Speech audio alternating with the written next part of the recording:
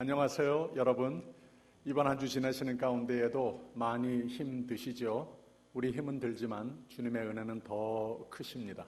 오늘 예배를 통하여서 주님께서 채우시는 은혜로 위로가 있고 새 힘으로 가득 채우는 한 시간 되기를 바랍니다. 오늘 저녁에도 우리 김영학 집사님 나오셔서 찬양인도 해 주시겠습니다. 수요예배 찬송을 하려고 합니다.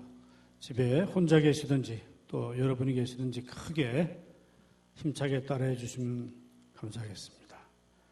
오늘은 찬송가와 복음성가 한 곡씩 하겠습니다. 500장 찬송 주음성 외에는 이 곡을 하는데, 기쁘고 기쁘도다 항상 기쁘도다 나 주께 왔사오니 복 주옵소서. 아마 조만간 언제가 될지 확실히 알 수 없지만 우리가 처음에 모이는 수요예배 때 꼭 이 찬송을 부르고 싶어요. 나 주께 왔사오니 복 주옵소서. 주님은 어느 곳에나 늘 편재해 계시는 분인 하나님이시지만, 그러나 우리가 교회 예배에 와서 기쁨으로 함께 찬양하면 더 큰 복이 임할 줄 믿습니다. 500장, 새 찬송가는 446장입니다.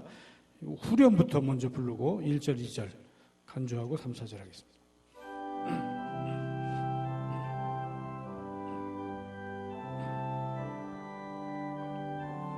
기쁘고 기쁘도다 기쁘고 기쁘도다 항상 기쁘도다 나 주께 왔사오니 복 주옵소서.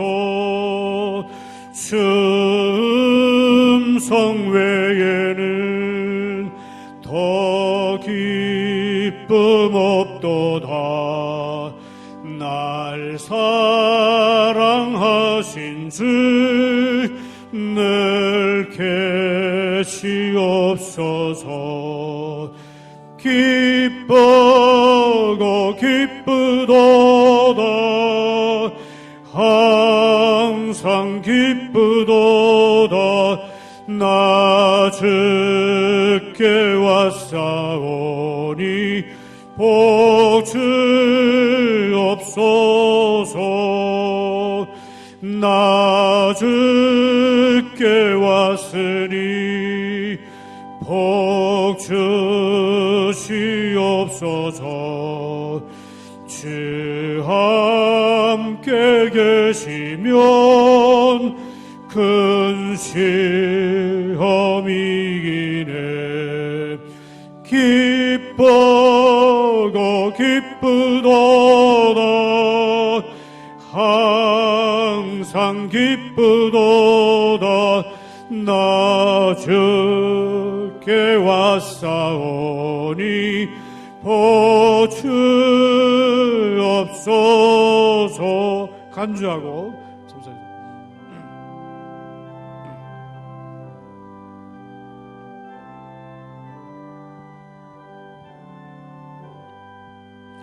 주 떠나가시면 내 생명 헛되네. 즐겁고 슬플 때 늘 계시옵소서. 기쁘고 기쁘도다 항상 기쁘도다 나 주께 왔사오니 복 주옵소서. 그 귀한 언약을 이루어 주시고 주 명령 따를 때 늘 계시옵소서. 기쁘고 기쁘도다 항상 기쁘도다 나 주께 왔사오니 복 주옵소서. 주옵소서. 아멘.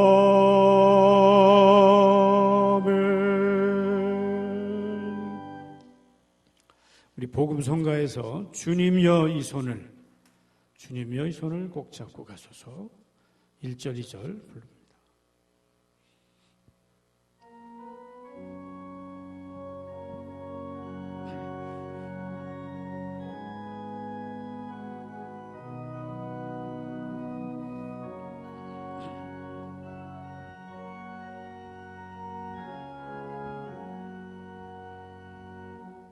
주님여 이 손을 꼭 잡고 가소서.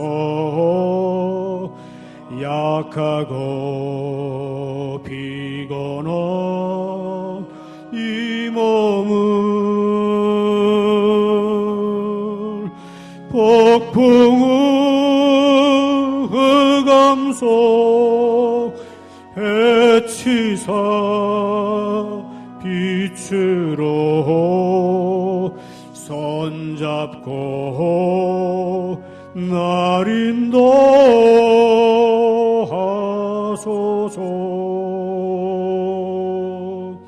인생이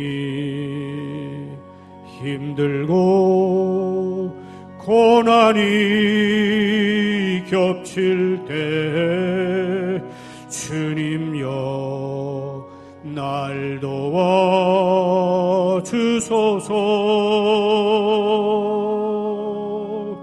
외치는 이 소리 귀 기울이시사 손잡고 날 인도하소서.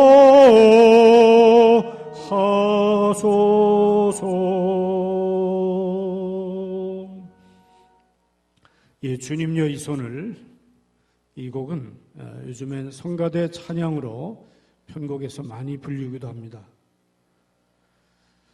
토마스 돌시라는 분이 작사 또 편곡을 했는데, 이분은 1899년도에 태어났어요. 아버지는 목사님이었고 어머니는 피아노 선생님이었는데, 그는 재즈 음악을 좋아하고 나이트클럽 같은 데서 연주하고 방탕한 생활을 26살까지 보내게 됩니다. 그러다가 26살 때에 중병을 앓게 되고 거의 목숨을 잃게 되는 위험한 상황에서 그가 회개하고 하나님께로 돌아와서 필그림 베프티스트 처치에서 약 40여 년 동안 성가대 지휘자로 봉사하게 됩니다. 6년 뒤에 32살 때에 그의 아내는 시카고의 작은 아파트에 살고 있었고, 그는 다른 지방에 한 달여 동안 연주 여행을 다니고 있었는데, 그때 아내가 혼자서 아이를 출산하다가 낳다가 그만 피를 많이 흘리게 돼서 출산 도중에 아내는 숨을 거두게 됩니다. 바로 다음 날 태어났던 어린아이도 또 하늘나라로 불림을 받습니다. 이 내용을 전보로 받아들고 그는 너무나 큰 충격을 받고, 하나님 너무합니다. 정말 너무합니다. 이럴 수가 있습니까? 하고 하나님을 원망하고 수년간의 세월을 지내던 어느 날 피아노 앞에 앉아서 오래된 멜로디를 두들기다가 이 주님의 이 손을, 이 가사를 써내려가게 됩니다. 그래서 자신이 편곡을 해서 이 아름다운 이 복음성가가 탄생하게 됐습니다. 이제 영어로 하신 분들은 아마 영어로 더 이해하기가 쉬울 것 같아서 영어 자막을 띄워서 보고, 그리고 1절 다시 한번 불러보도록 하겠습니다.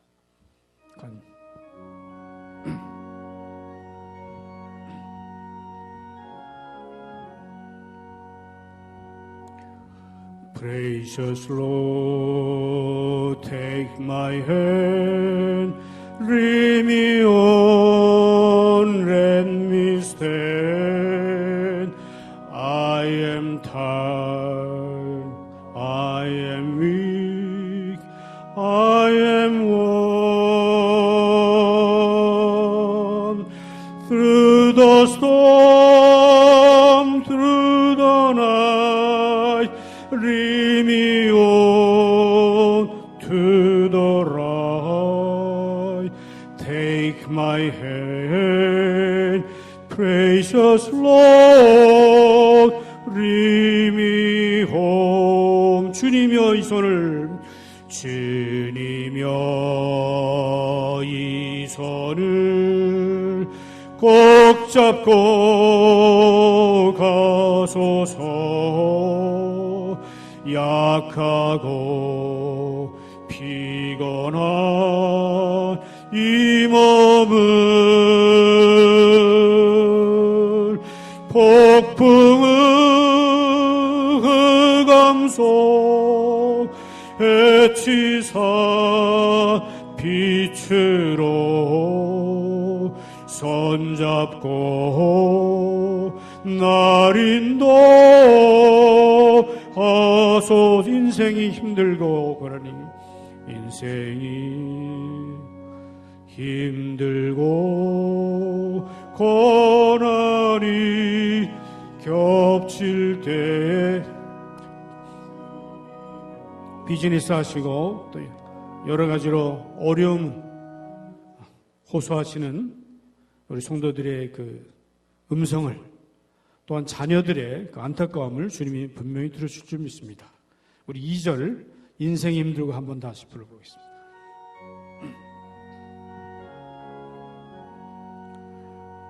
인생이 힘들고 고난이 겹칠 때 주님여 날 도와 주소서. 외치는 이 소리 귀 기울이시사 손잡고 날 인도하소서.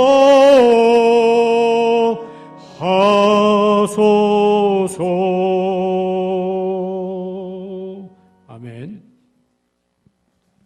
아멘. 귀한 찬양 시간 감사드립니다. 기도 제목 한두 가지 부탁드리겠습니다. 김원영 집사님, 어머님께서 어제 낮에 오후 2시에 하나님의 부르심을 받으셨습니다. 향년 102세, 정말 장수하셨죠. 건강한 모습으로서 자녀들에게 많은 사랑을 끼치시고, 특별히 김원영 집사님이 어머니하고 참 많이 가까웠습니다. 그래서 일주일 그 먼 길 저기 샌페드로까지 일주일에 2번씩 왔다 갔다 하시면서 간호하고 돌봐드리고 그랬는데 참 많이 마음 아파하십니다. 장례식은 내일 낮에 11시에 한국장의사에서 있게 되지만, 여러분 짐작하시다시피 그저 다니시던 교회에 천주교 교회를 다니셨었는데 신부님하고 가족 식구들 몇몇만 참석할 수 있도록 한답니다. 그래서 주님의 위로가 온 유가족 식구들에게 함께 하도록 위해서 기도해 주시기를 부탁드립니다. 그리고 고영선 권사님 어머님 계신 시설에 코로나 감염자 한 분이 생겼다고 합니다. 그래서 그 모든 것을 다 잘 지금 처리하고 있습니다만, 따님 고영선 권사님께서 많이 염려하고 있으십니다. 주님께서 그 어머니를 눈동자같이 지켜주시고 그 시설에 감염자가 더 나오지 않도록, 또 감염된 분도 빨리 회복을 할 수 있도록 위해서 기도해 주시기를 부탁드리겠습니다. 제가 한번 기도하겠습니다. 사랑의 하나님 아버지, 이 코비드-19 때문에만이 아니고 우리가 이 인생을 살아가는 가운데에 참으로 힘들 때가, 고난이 겹칠 때가 많이 있습니다. 우리를 약하게 하고 우리를 피곤하게 할 이유들도 많이 있습니다. 어떤 때는 폭풍우와 같은 흑암 속을 헤쳐 나아가야 할 때 같은 때도 있습니다. 그러나 하나님께서는 우리의 가장 힘든 가운데에도 더 밝은 빛으로, 더 크신 권세로 다가오셔서 이 모든 어려움을 다 헤쳐갈 수 있도록 우리의 손을 잡고 인도하여 주시는 줄 믿습니다. 주님, 그러니 매일매일 주님 앞에 우리의 모든 어려움을 다 내놓고 주님을 보며 주님의 손을 발견해 손을 꼭 붙잡고 놓지 않는 삶이 되게 하여 주시옵소서. 우리 사랑하는 모든 교우들 이 저녁에 어디에 있든지 주님께서 함께 하여 주시고 그 예배하는 자리에 함께 하여 주셔서 그들의 예배를 받아주시고 마음과 삶을 위로하여 주시고 평안으로 채워주시옵소서. 많은 기도 제목들을 가지고 나왔는데 그 기도 제목들 다 주님께 상달되는 줄 믿게 하여 주시옵소서. 전 세계적으로 이 코로나 바이러스로 인하여서 너무 많은 사람들이 죽어갔습니다. 그 곳곳에 주님의 위로가 함께하여 주시고 하루속히 이 병이 다 퇴치되도록 주님의 기적의 능력의 손길로 함께하여 주시옵소서. 우리에게 조금 희망적인 빛을 보여주시니 감사합니다. 우리 모두가 더욱 조심하고 인내하면서 이 모든 어려운 몇 주를 더 잘 지낼 수 있도록 함께해 주실 줄 믿습니다. 아버지 하나님, 이 저녁에 모든 가정마다 우리의 어려움, 우리의 힘든 것, 우리의 연약함, 우리의 피곤한 것 이런 것을 초월하는 주님의 평강으로 주님의 놀라운 은혜로 채워주시옵소서. 우리의 가슴에 감사와 찬송이 넘치는 말씀과 찬양 나누는 수요 예배 시간이 되게 하여 주시옵소서. 이 부족한 종 오직 주님의 생명의 말씀을 잘 전하는 저녁이 되게 하여 주시옵소서. 감사드리며 예수 그리스도 이름으로 기도하옵나이다. 아멘.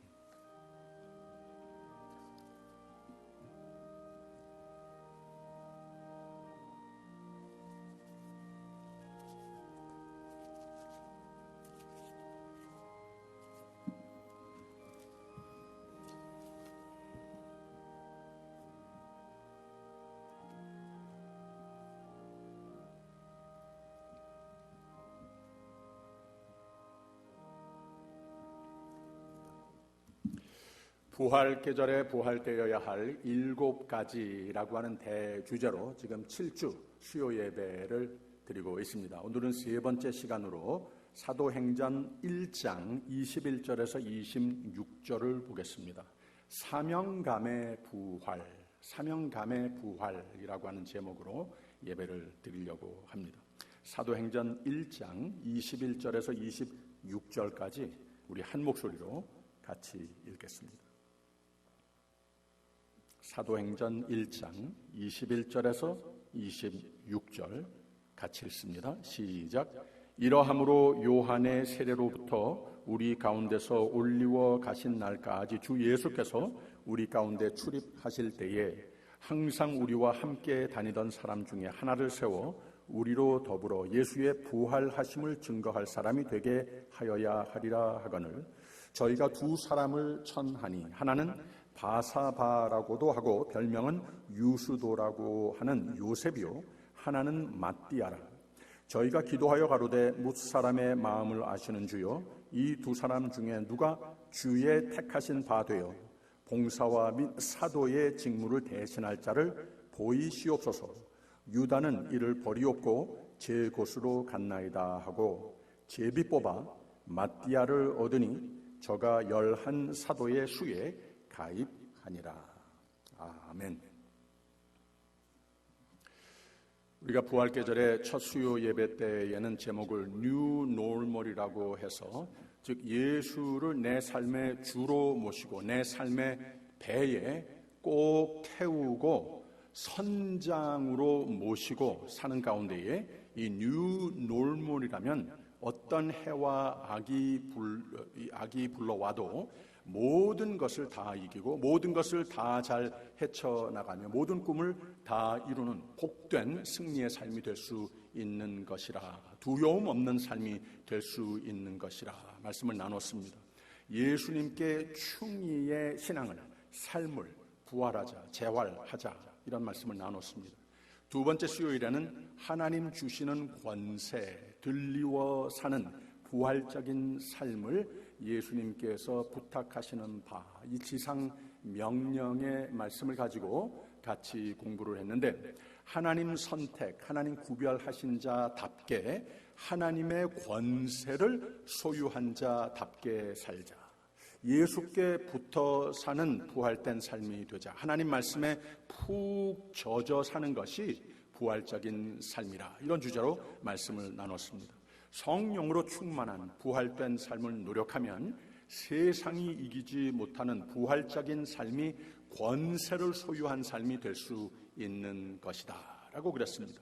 권세를, 예수님께서 우리에게 부여하신 권세를 부활시키는 삶이 돼서 그야말로 모든 삶에 매일매일 매사에 승리하는 삶을 열매 맺자 그랬습니다. 오늘은 사명감을 부활 계절에 부활시키자라고 하는 주제로 말씀을 나누고 싶습니다. 그래서 오늘 말씀의 내용으로 사명감의 부활이라고 하는 제목을 붙여봤습니다.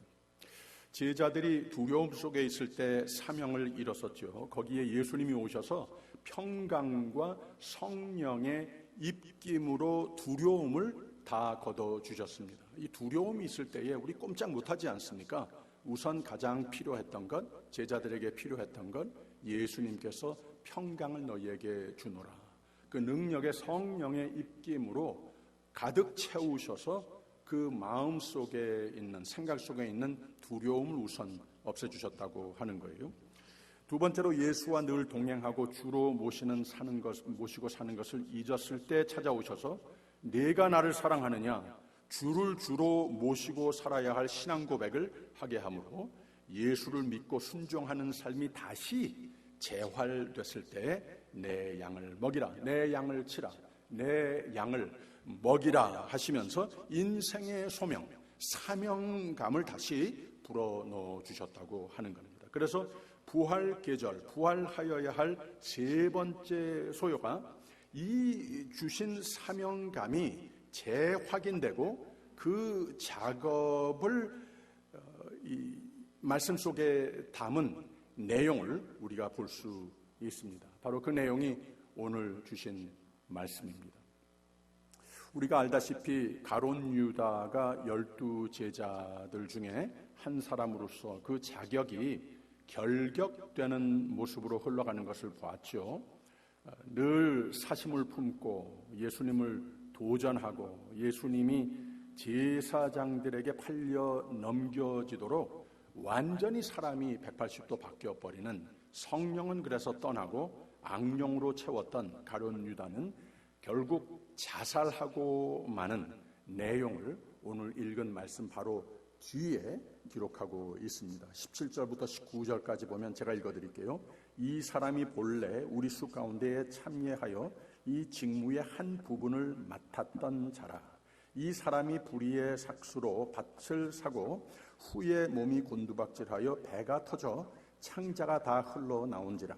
이 일이 예루살렘에 사는 모든 사람에게 알게 되어 본 방언에 그 밭을 이루되 아겔다마라 하니 이는 피밭이라는 뜻이라 라고 그랬습니다. 그래서 12 제자가 11가 되지 않았습니까? 이 12 제자를 예수님께서 선택한 것은 하나님의 뜻을 반영하는 가운데에 우리에게 참 중요한 의미를 가르쳐주고 있습니다. 이 12라고 하는 숫자의 의미가 이 히브리인들에게는 참 중요한 뜻을 가지고 있었다고 하는 말이죠. 이스라엘의 12지파를 상징하기도 하고 또 12, 7, 4 이런 3 이런 숫자들과 아울러서 완전성을 상징하는 넘버였습니다. 20절 말씀을 보면은 시편에 기록되었으되 그의 거처로 황폐하게 하시며 거기 거하는 자가 없게 하소서 하였고 또 일렀으되 그 직분을 타인이 취하게 하소서 하였도다라고 그랬습니다. 그래서 이 시편의 여러 군데 악인의 파멸은 하나님의 뜻으로 기록되어 있는 것을 알 수 있다고 하는 거죠. 그들의 권위의 자리를 타인, 즉 하나님을 경외하는 자에게 옮기시는 말씀들을 근거로 이제 하나님의 뜻으로 여겨져서 12번째 사도를 꼭 채워야 되겠다, 선택하는 과정을 볼 수가 있습니다. 제비 뽑아 마띠아를, 마사이아스라고 원어에서는 말을 하는데 마띠아를 선택한 것을 알 수가 있습니다. 26절을 보면 제비 뽑아 마띠아를 얻으니 저가 11사도의 수에 가입하니라 그랬습니다. 하나 모자랐던 것이 이제 다시 완성된 12제자가 된 겁니다. 사도, 어느 세대에나 우리가 이 사도라고 하는 개념을 조금 더 보편적으로 이해를 할 필요가 있는데, 믿음의 공동체의 중직을 맡게 된 사람들이라 이렇게 말을 할 수 있습니다. 그 세대가 오늘 세대보다 더 중요한 세대가 아니었습니다. 그 세대는 사도라고 불려지고 오늘은 사도라고 부르면 안 된다, 이렇게 주석을 해도 안 되는 겁니다. 이 사도라고 하는 개념을 조금 더 넓게 주석을 했을 때에 오늘 세대에도 못지않게 어떤 제목으로라든지 목사나 장로나 권사나 집사나 또 각 기관의 모든 임원들이나 이런 타이틀이 주어졌을 때에는 이 제일 처음에 사도로 불린 자들, 제일 처음에 예수님께서 제자로 선택한 사람들 못지않게 중요하게 여기셔서, 귀하게 여기셔서, 꼭 필요해서 부른 사람들이 교회의 재직이라 이렇게 이해를 하는 것이 맞습니다. 그래서 우리에게 요구되는 자격을 여기 12번째의 제자를 선택하는 가운데에서 볼 수 있는데, 어떤 자격 요소들이 있는가, 이것을 우리가 발견하면서 오늘도 못지않게 믿음의 공동체의 리더십을 형성해 주셨다고 하지 않았습니까? 우리에게 그러면 어떤 하나님께서 보고 싶어 하시는 자격 요소들을 우리가 배우고 우리의 삶에 적용해 볼 수 있겠는가? 그래서 더욱 우리도 기쁘고 보람되고 예수께서 참으로 기뻐 머리가 되시는 교회가 될 수 있는 것인가? 이런 교훈을 찾아보는 시간이 되기를 바랍니다. 오늘 이 직분자의 자격들을 함께 보면서 더욱 뜨거운 헌신, 더욱 뜨거운 충성의 역사가, 결단이 나타나는 시간이 되기를 바라는 마음도 있습니다. 그래서 교회의 직분자들의 자격을 어떻게 설명을 했는가 우리가 볼 필요 있습니다. 우선 지난주에 나눈 말씀 속에서 우선 거기에서 필요로 되는 하나님께서 부르시는 예수 그리스도의 제자라고 나 자신을 아이덴티파이 한다면은 그 자격 요소들을 이미 우리가 배웠죠. 5절에 무슨 말씀을 했습니까?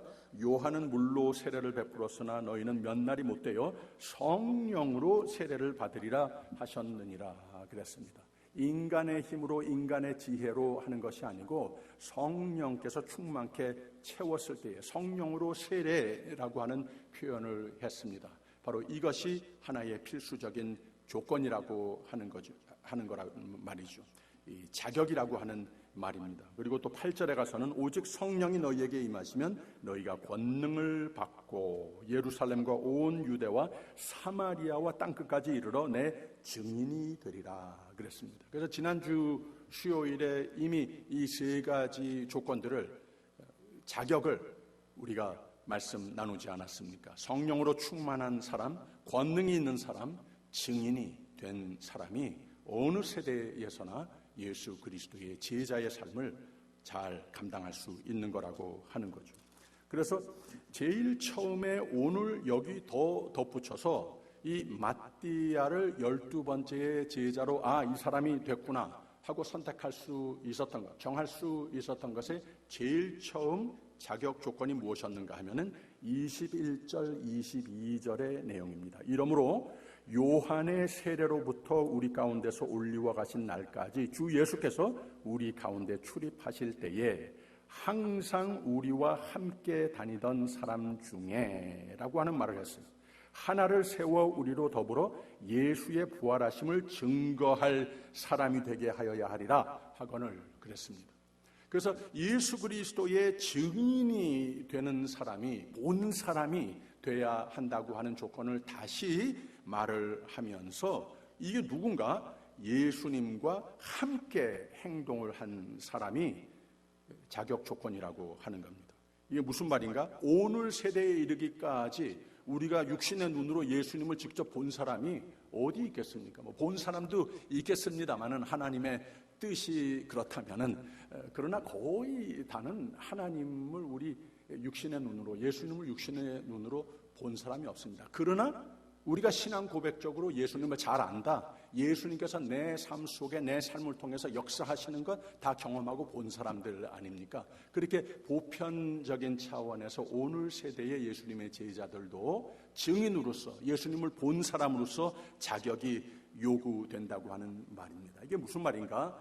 체험적인 교육을 받은 자, 예수께서 내 삶 속에, 마음 속에 역사하시는 것을 늘 경험해 본 자, 말씀으로 충만해서, 성령으로 충만해서, 기도 충만해서, 은혜 충만해서 마치 예수님을 보는 듯한 이런 경험들 우리 다 해본 것 아니겠습니까? 그래서 봤으니까, 같이 있었으니까 증인이 될 수 있다고 하는 거예요. 예수님을 잘 아는 사람이 될 수 있다고 하는 말입니다. 그 옛날이나 오늘이나 똑같은 주의 종으로서의, 예수의 제자로서의 자격 조건이 그겁니다. 그리고 예수의 부활하심을 증거할 사람이라고 그랬습니다. 이것도 증인의 한 부분이죠. 예수의 부활을 역사적인 사건으로 믿고 증명할 자라고 하는 겁니다. 그 부활에 동참할 자가 그런 사람이라는 겁니다. 부활적인 삶의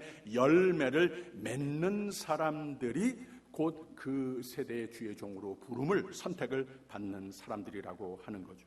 봉사와 사도의 직무를 담당하는 사람들이라고 그랬습니다. 예수님께서 처음 그 제자들을 부르셨을 때에 그들이 봉사와 사도, 이 기도와 가르치는 사역을 겸해서 같이 했습니다. 그런데 나중에 사도행전 6장으로 가서 보게 되면 이 두 가지 사역이 구분되는 것을 알 수 있습니다. 하나님 말씀과 기도의 사역에 더욱 전념하는 제자들이 있었고, 그리고 또 그 같은 공동체의 제목이 다르지만 모든 다양한 봉사의 일들을 맡아서 하는 사람들 다 제자였습니다. 다 모두 이 같은 조건을 알고 나의 것으로 끌어안고 예수님께서 부탁하시는 바대로 살아드린 그런 사람이었었다고 하는 겁니다. 그래서 우리는 제일 먼저 이 부활 계절에 말씀을 통해서 우리에게 예수님께서 요구하시는 부활적인 삶에, 우리의 삶에 부활되어야 할 부분이 무엇인가?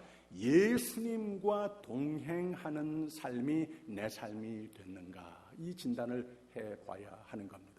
그 옛날이나 오늘이나 예수님께서는 항상 우리와 함께 하신다고 하지 않았습니까? 둘, 셋이 예수님 이름으로 모였을 때 거기 항상 함께 하신다고 하지 않았습니까? 오늘도 예수님 주시는 권세로 성령 충만으로 넘치는 삶이 가능하다고 하지 않았습니까? 예수님께서 그렇게 함께 하시는데 내가 예수와 동행하는 기도로 항상 주님 앞에 나오고 새 헌신으로 항상 주님 앞에 나오고 주님께서 내 마음에, 내 생각 속에서, 내 삶 속에서 예수께서 이제는 사시는 삶이 되어서 예수님과 항상 동행하는 삶이 됐는가?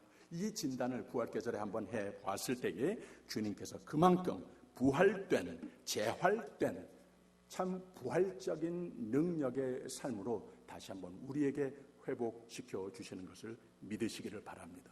두 번째 조건, 오늘 말씀에서 우리가 배울 수 있는 것은 예수님 마음에 드는 사람이 돼야 한다고 하는 말입니다. 예수님께서 우리를 부르시는데, 사람들을 부르셔서 예수님의 제자로 만드시는데, 저 사람들이 그런 제목을 가지고 교회의 직분을 가지고 여러 가지 참 멋진 일들을 하는 거 보니까 참 좋네. 하나님이 더 축복하시는 것 같으네. 그러면 나도 한번 해봐야 되겠다. 내 의지로서 자동적으로 되는 것이 교회의 직분이 아니라고 하는 겁니다. 이 세상에 많은 일들은 그렇게 이루어지는지 모르지만 하나님께서 이루시는 믿음의 공동체에서 오늘 세대의 예수 그리스도의 제자로 선택을 받는 사람들은 하나님의 마음에 드는 사람이 돼야 한다고 하는 겁니다. 이것도 우리에게 분명히 가르쳐주고 있습니다. 보세요. 24절에 있는 말씀, 저희가 기도하여 가로되 뭇사람의 마음을 아시는 주여, 이 두 사람 중에 누가 주의 택하신 바 되어 라고 그랬습니다. 예수님께서 선택한 사람이 된다는 거예요. 예수님께서 왜 선택하시는가? 24절 첫 부분에 뭇사람의 마음을 아시는 주여라고 하는 표현을 했습니다. 그래서 예수님께서는 사람이 미처 보지 못하는 것을 보신다고 하는 겁니다. 우리의 마음을 보시고 우리의 마음을 아시는 예수님이라고 하는 거예요. 우리의 마음을 보셨으면 그 마음이 예수님 마음에 드시는 삶이 돼야 한다고 하는 말입니다. 사람이 사람을 속일 수는 있지만 사람이 그 마음 속에 깊이 있는 것도 하나님의 마음은, 하나님의 눈은 속일 수 없다고 하는 말입니다. 바론 유다가 어떤 사람이었습니까? 그 마음이 예수님 마음에 드시지 않았습니다. 당연하죠. 충의와 헌신보다는 한때는 있었는데 그 다음에 자신만을 위해 예수님 팔은 것 아닙니까? 예수님을 버린 것 아닙니까? 예수님 마음이, 그 보이시는 마음이 마음에 안 드시니까, 사심을 가지고 엉뚱한 마음을 가지고 있으니까 예수님도 그를 버린 것 아닙니까? 그래서 우리는 승리의 삶, 생명의 삶, 하나님께 불려 쓰임을 받는 삶이 되고자 한다면 이런 모습으로서 우리의 삶에 부활의 역사가 있기를 바란다면 뭘 잘 알고 잘하고 못하는 것은 차후의 문제입니다. 하나님은 우리의 마음을 잘 아십니다. 다 아십니다. 우리의 마음에 하나님을 진정 잘 믿고 하나님을 진정 배우고자 온갖 몸부림이 있고, 내가 나 된 것, 내가 아는 것, 내가 가진 것, 오직 하나님의 나라와 하나님의 의와 하나님의 영광을 위해 쓰임을 받고자 늘 궁리하는 마음이면 그 마음을 하나님이 보시고 하나님은 선택하신다고 하는 말입니다. 하나님이 선택하신 삶이면 예수님 약속하신 대로 모든 게 다 주어지고 모든 게 다 잘 되는 승리의 삶이 되는 겁니다. 이사야서 41장 8절에서 10절의 말씀이 바로 하나님께서 누구를 선택하시는가, 어떤 사람을 선택하시는가, 그리고 선택하셔서 하나님의 마음에 드셨으면 어떻게 축복의 길로 인도해 주시는가, 이런 말씀의 내용 아닙니까? 그러나 나의 종 너 이스라엘아, 나의 택한 야곱아, 나의 벗 아브라함의 자손아, 내가 땅끝에서부터 너를 붙들며 땅 모퉁이에서부터 너를 부르고 내게 이르기를 너는 나의 종이라. 내가 너를 택하고 마음에 드니까 택하고 실어버리지 아니하였다 하였노라. 두려워 말라, 내가 너와 함께 함이니라. 놀라지 말라, 나는 네 하나님이 됨이니라. 내가 너를 굳세게 하리라. 참으로 너를 도와주리라. 참으로 나의 의로운 오른손으로 너를 붙들리라. 하나님께서 주의 종으로 나선 사람, 그 마음이 보이시는데 그 마음이 하나님 마음에 드시면 절대로 실어버리지 않으시고 택하시고 그 택한 삶, 하나님께서 부여하신 소명의 삶을 승리로 성공으로 잘 열매 맺도록 하나님이 다 책임져 주시는 삶이 된다고 하는 말입니다. 이러면 다 된 것 아니겠습니까? 부활 계절에 부활되어야 할 것, 우리의 마음이 더욱 하나님 마음에 항상 보여진다고 하는 것 절대 잊어버리지 마십시오. 하나님 앞에 다 보여져서 더욱 하나님 마음에 꼭 드시는 마음을 정돈하는 부활계절이 되시기를 주님의 이름으로 축원합니다. 셋째, 주님의 부르시는 제자, 선택하시는 제자의 조건이 사명감으로 사는 사람입니다. 가정도 사명감이 있어야 되는 것 아닙니까? 생업도 사명감을 가지고 비즈니스를 운영하는 사람하고 그렇지 않은 사람하고 이 천지 차이 아닙니까? 교인됨, 교회의 재직됨도 사명감으로 사는 사람이 부활적인 삶이 되는 겁니다. 그래서 25절, 26절 다시 봉사와 및 사도의 직무를 대신할 자를 보이시옵소서. 유다는 이를 버리옵고 제 곳으로 갔나이다. 그랬어요. 제비 뽑아 마띠아를 얻으니 저가 11 사도의 수에 가입하니라. 이 두 문장 구조가 극과 극을 그리고 있지 않습니까? 오늘 세대의 교회의 직분이란 목사를 포함해서 우리 전 세대의 성도들과 지나간 세대의 성도들과 비교를 해보면은 많이 그 사명감에 대해서 약해진 것을 부인할 수 없죠. 저는 목회자로서 참 전 세대의 목회자님들 이야기를 들어보면 아직까지도 목회를 하면서 저보다 많이 선배되시는 분들의 모습을 보면서 부끄럽게 생각이 될 때가 많이 있습니다. 더 나아가서 초대교회에 비교를 하면 우리 모두 어떤 직분을 가지고 있는 사람들이든 목사관, 장로는 어떤 제목을 가지고 있던지 간에 제목은 그 전 세대 초대교회하고 다 똑같은데 굉장히 차이가 있지 않습니까? 이 사명의식에 대해서 큰 차이가 있지 않습니까? 마띠아와 다른 11 사도와 가룟 유다와 분명한 대조를 긋는 표현을 우리가 보았습니다. 마띠아는 봉사와 및 사도의 직무를 대신할 자를 보시옵소서. 이런 사람이 됐다는 거예요. 이런 사람으로 사람이나 하나님이나 보여졌다는 거예요. 그래서 선택하셨다는 거예요. 가룟 유다는 이를 버리고 제 곳으로 갔나이다.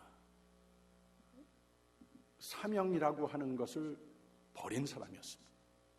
얼마나 큰 차이입니까? 그리고 하나님이 보시고 대하시는 차이도 얼마나 큽니까? 그래서 부활 계절에 나 자신을 진단해 보는 것은 하나님께서 원하시는 바입니다. 마띠아와 가룟 유다 사이의 컨티뉴엄, 그 차이에 치수라는 게 있다면 행여나 좀 이 사명의 의식에서 한때 이 사명감으로 나에게 이런 소명을 주시다니 불타고 그랬을 때가 있었는데 여기에서 내가 좀 멀어진 모습이 됐다면 우리 자신을 좀 더 끌어올리는 재헌신의 계절이 부활 계절이 돼야 하는 겁니다. 이렇게 초대교회로부터 하나님 교회 내에서 하나님의 뜻을 따라 부름을 받은 직분자들은 사명을 받게 된 겁니다.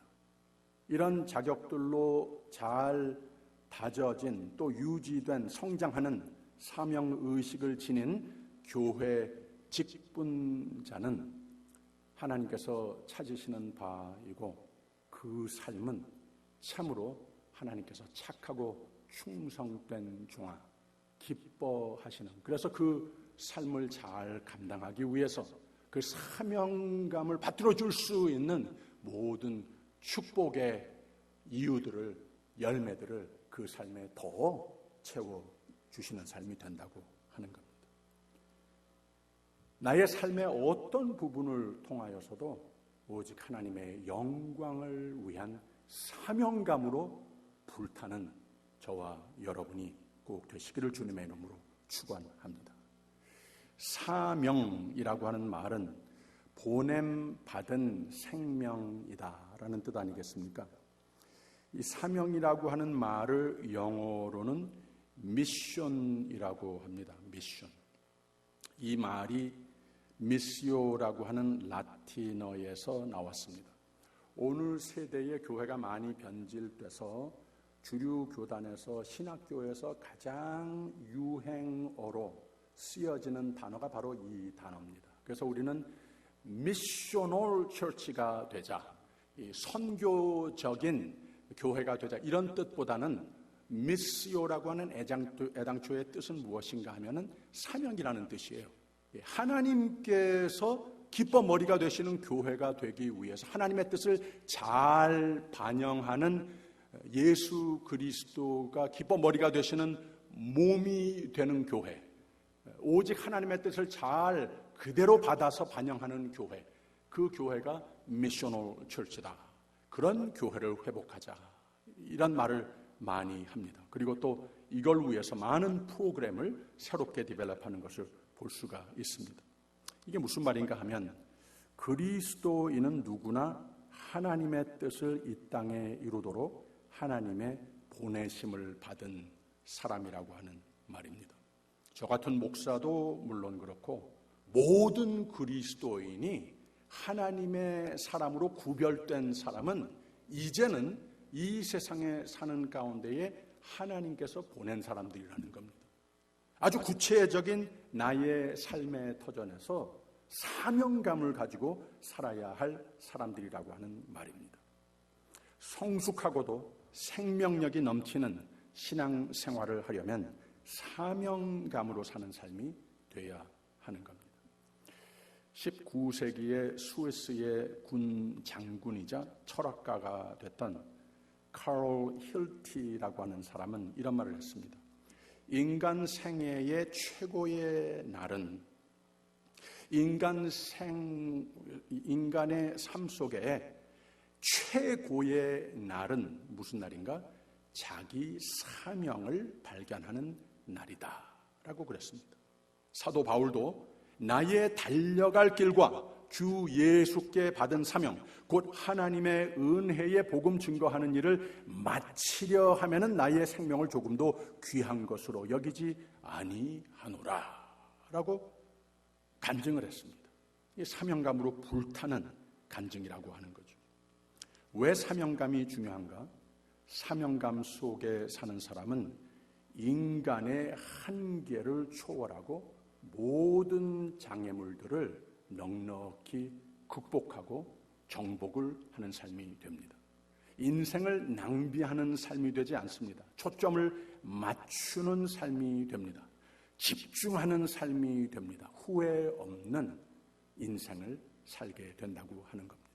그러니 교회의 믿음의 공동체로서의 중심적인 기둥의 삶이 당연히 된다고 하는 거예요. 그 삶을 하나님께서는 선택하신다는 거예요. 그 삶을 하나님께서는 축복하신다고 하는 말입니다. 어떻게 축복을 받는가? 사명감이 우리를 변화시키고 우리를 성숙시킵니다. 성실하게 만듭니다. 분발하게 만듭니다. 우리를 부지런하게 만들고 더욱 용감하게 만듭니다. 사명감이 우리를 열정적인 사람으로 만듭니다. 사명감이 사람을 열성으로 살게 만들어준다고 하는 거죠. 그래서 사명감을 갖고 살기 위해서는 자신의 사명을 발견하여야 하는 겁니다. 발견했으면은 포기하지 않고 결코 놓을 수 없는 그 사명을 쥐고 살아야 하는 겁니다. 그렇다면 어떻게 우리 자신에게만 주어진 이 독특한 사명이라고 하는 것을 발견하고 끌어안고 살 수 있겠는가? 제가 다니던 신학교의 프레지던트 총장이셨던 토마스 길레스비 교수는 이런 강의를 한번 한 적이 있습니다. 유익한 세 가지 사명이라고 하는 사명의 종류에 유익한 세 가지, 이런 제목으로 강의를 했습니다. 첫째는 재능과 은사가 사명이다, 이렇게 말을 했습니다. 이 개인적 하나님 주신, 하나님 맡기신 은사, 내가 나됨, 내가 유일하게 가지고 있는 자원들, 이런 뜻을 말하고 있는 거죠. 이것을 발견해서 이것을 잘 개발하는 삶이 곧 사명이다. 이런 과정을 반드시 거치는 사람이 곧 승리의 2세대의 그리스도인이, 더 나아가서 예수 그리스도의 제자가 될 수 있는 것이라, 그렇게 말을 했습니다. 아리스토텔은 이런 말을 했어요. 당신의 재능과 세상의 필요가 교차되는 그곳에 당신의 사명이 있다. 그리고 에머슨은 모든 사람에게 천직이 있다. 천직을 갖는데 가장 중요한 역할을 하는 것이 재능이고, 재능은 곧 사명이다 라고 말을 했습니다. 그래서 이 사명이라고 하는 것을 발견하는 가운데에 제일 첫 요소가 은사라고 하는 겁니다. 그래서 은사 개발, 은사 발견, 이런 말도 하지 않습니까? 두 번째로는 거룩한 부담감이 사명이다 라는 말을 했습니다. 거룩한 부담감이라고 하는 것은 우리 마음을 감동시키는 것을 말합니다. 느헤미야는 예루살렘 성벽이 회파됐다고 하는 소식을 듣고 금식하면서 울면서 기도를 했습니다. 이 사명을 발견한 거예요. 그 후로 느헤미야가 예루살렘 성벽을 재건하는 사명으로 받아들이고, 또 아브라함 링컨은 고통당하는 노예들에 대한 거룩한 부담감을 안고 있었습니다. 그 후 결국 노예를 해방하는 위대한 사명을 완수했던 겁니다. 이 축복이라고 하는 것도 내가 기쁘게 생각하는 것, 하나님께서 나를 이렇게 축복해 주셨구나, 참 이 믿음이라고 하는 것이 너무나 귀한 것이구나, 그러니까 하나님이 이렇게 축복하시는구나, 여기에서 끝나는 것이 아니라 이 축복이라고 하는 것 자체가 거기에서 머무는 것이 아니고 사명이라고 하는 말입니다. 사명의 기회라고 하는 말입니다. 민족이 위기에 처해 있을 때에 모르드게가 에스더에게 묻지 않습니까? 내가 왕후가 된 것이 이때를 위함인지 아느냐? 도전을 하지 않았습니까? 그래서 이 축복이라고 하는 것이 곧 사명이라고 하는 거죠. 이 도전을 에스더는 하나님의 음성으로 받았고, 그녀의 축복을 야 이거 너무 좋구나 머무는 것이 아니라 이걸 어떻게 내가 죽건 살건 더욱더 하나님의 영광을 위해서 사명감에 불타는 드릴 수 있는 모습이 될 수 있는가, 이렇게 하나님께서 참 기뻐하시는, 또 축복의 원천으로 쓰시는 생애가 된 것 아니겠습니까? 민족을 구원하는 사명을 완수하는 것을 보게 됩니다. 요셉도 그가 받은 축복을 통해서 가족과 전 민족을 구원하는 사명을 완수한 것 아닙니까? 한번 내가 받은 축복을, 늘 그렇지만 이 부활 계절에 하나님께서 나에게 축복하신 바, 이런 것들을 한번 세어보는 것도 참 유익하다고 생각이 됩니다. 그랬을 때 하나님께서 그 축복의 요소들을 사명감으로 나를 부르신다고 하는 하나님의 음성까지 의도적으로 듣고자, 그 의도로서 나의 축복을 세어본다면 그 축복을 어디에 보람있게 한번 멋지게 써볼 수 있겠는가, 이런 마음으로서, 기도하는 마음으로서 나의 축복을 세어본다면 하나님께서 참 기뻐하시는 가장 선한 길로 내 손을 붙들어 인도하시는 삶이 된다고 하는 겁니다. 그래서 사도 바울은 내가 사는 것은, 내 삶의 참 기쁨은, 내가 정말 살만 나는 이유는 그리스도가 난 이제는 없고 그리스도가 내 안에 사시는 것이라. 나를 통해서 그리스도가 사시는 것이라. 나를 통해서 그리스도가 나타난다면 이거보다 더 큰 성공이 있으랴. 이런 고백을 한 것 아니겠습니까? 그런 고백을 할 수 있는 사람이 누가 그런 고백을 할 수 있는가 하면 빚진 자 의식이 있는 사람이 내가 가지고 있는 모든 것 하나님께서 축복하신 거다. 그리고 축복이라고 하는 것을 더욱 사명감으로 하나님 영광을 위해서 쓰임을 받기 위해서 헌신하는 사람, 이런 청지기 의식을 가지고 있는 사람, 그 사람이야말로 20년을 살건 50년을 살건 100년을 살건 그야말로 참 보람되고 하나님께서 막 축복하시고 축복의 근원으로 쓰시는 삶이 된다고 하는 말입니다. 이거보다 더 보람스러운 게 어디 있겠습니까? 저도 몇십 년 목회를 하는 가운데에 이런 경험을 여러 차례 해봤어요. 목회자의 삶이 힘들다 본의 아니게 이렇게 나도 모르는 사이에 느껴진 적이 있어요. 뭐 이유를 설명할 필요 없이 만 가지 이유가 있을 수 있죠. 그런 때가 있었어요. 그래서 기운이 다 쭉 빠져버리고 마치 다 내 주위에 하늘이 무너지는 것 같은 그런 경험도 해봤습니다. 근데 한 선배의 권면으로서 제가 지금까지도 조금 힘들면은 자꾸 기억에 떠올리는 바가 무엇인가 하면 빚진 자 심정으로 내가 목회를 하는 것이다. 그리고 이 인생이라고 하는, 내가 지금 살고 있다고 하는 것 자체, 이 내 생명 자체, 내 호흡 한 번 하는 것 자체, 이거나 빚진 자 의식으로 살게 되면 내가 힘들다고 생각하는 건 어느덧 다 없었던 것 같이 증발해버리고 만다. 이런 권면을 해준 적이 있어요. 근데 정말 진리이더라고요. 정말 하나님께서 우리의 마음속에 지니길 원하시는 마음인 것 같습니다. 인생의 모든 일 한 가지 한 가지 하나님께서 우리로 하여금 이 사명감으로 불타는 삶이 하나님의 나라와 하나님의 의를 우선, 하나님의 영광을 우선 앞세우는 삶이 되기를 원하십니다. 그랬을 때 우리의 삶은 예수님께서 약속하신 바대로 내가 내 마음을 안다.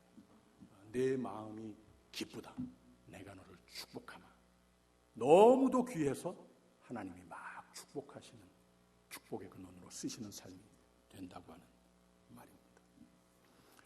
오늘 저녁에 주님께서 우리에게 부탁하시는 부활 계절에 부활되어야 할 세 번째의 내용, 말씀. 하나님께서 이 부족한 나를 주님의 제자로, 오늘 세대의 제자로 부르시다니 너무나도 감사하다 하면서 예수 그리스도께서 나와 항상 함께 하심을 믿고 나도 예수님과 동행하는 삶을 다짐하는 우리 모두가 되기를 바랍니다.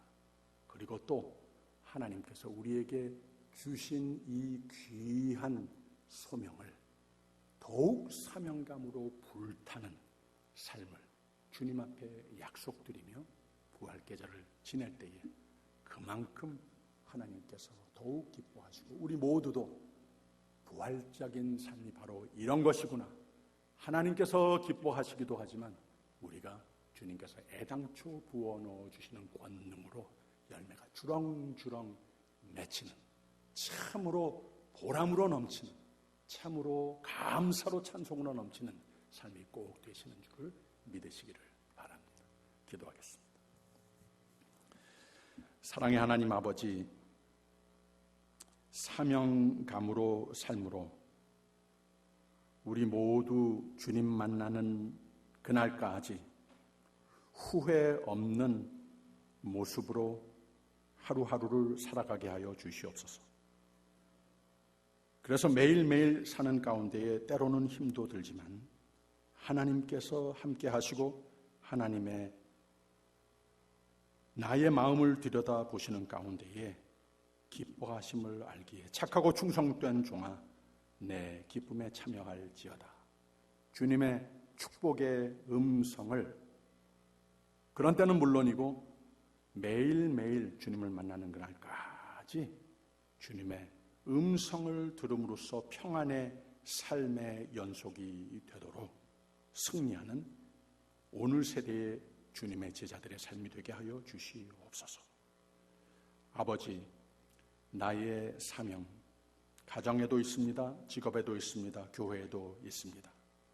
이 모든 것에 대한 하나님께서 우리의 마음속에 채워주시는 반드시 부활되어야 하리라, 이런 거룩한 부담감으로 더욱 헌신되어서 하나님 부르시고 쓰임받는 보람된 주의 종들의 삶이 되게 하여 주시옵소서. 감사드리며 예수 그리스도 이름으로 기도하옵나이다. 아멘. 하늘에 계신 우리 아버지여, 이름이 거룩히 여김을 받으시오며 나라의 임하옵시며 뜻이 하늘에서 이룬 것 같이 땅에서도 이루어지이다. 오늘날 우리에게 일용할 양식을 주옵시고 우리가 우리에게 죄진 자를 사하여 준 것 같이 우리 죄를 사하여 주옵시고 우리를 시험에 들게 하지 마옵시고 다만 악에서 구하옵소서. 대개 나라와 권세와 영광이 아버지께 영원히 있사옵나이다. 아멘.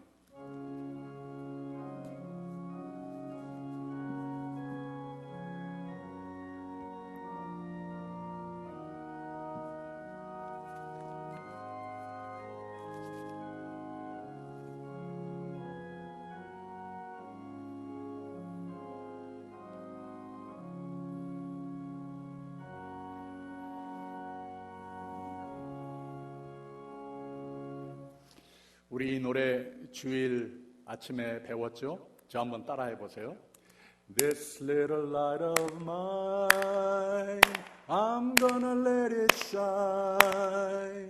This little light of mine, I'm gonna let it shine.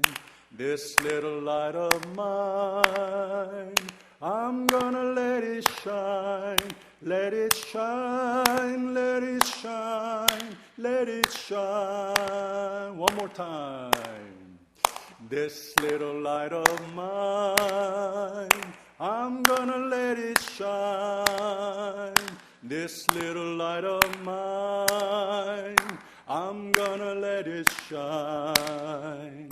This little light of mine, I'm gonna let it shine, let it shine, let it shine, let it shine,